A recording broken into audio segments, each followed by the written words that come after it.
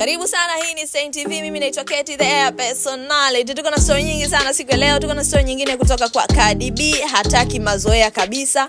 Ameamua kumtolea uvivu Kanye West. Unaambiwa bwana rapper Cardi B amemtolea uvivu Kanye West baada ya kuhoji ubora wake kwenye muziki, akiwakumbusha mashabiki kuwa bado yupo juu baada ya miaka 7 huku akiwa na album moja tu. Cardi B amesema yeye amebarikiwa na ana mashabiki wake wa kweli ambao wataendelea kusimama naye. Miaka 7, album moja, bado ninazungumziwa na bado naulizwa kuhusu muziki wangu. Nimebarikiwa na nina mashabiki wa kweli. Wapo watakao kuja na kuondoka, lakini The Brim bado wapo na wataendelea kuwepo.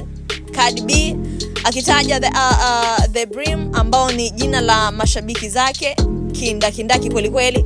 Kumbuka Kanye West kupitia Twitter alihoji kuwa Cardi B atakuwa wapi miaka 10 ijayo kuanzia sasa. Lakini kwa nini Kanye anahoji vitu ambavyo alitakiwa jiulize yeye pia? Baada ya miaka 10 atakuwa wapi, ama sisi mashabiki tutamuona wapi? Amekuwa ni mtu ambaye anajaji sana vitu vya watu.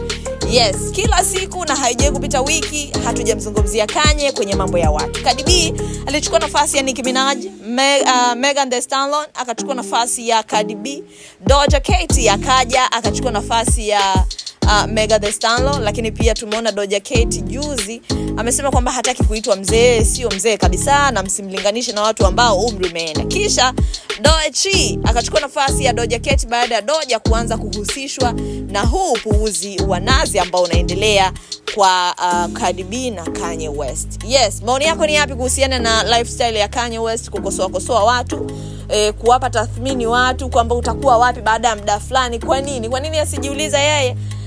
Kwa nini sisi mashabiki tusipate nafasi ya kumuuliza yeye utakuwa wapi? Kwa nini yeye mtu ambaye anakuwa kama msemaji wa maisha ya watu wengine? Mimi naitwa Keti the Air Personality na hii ni Saint TV.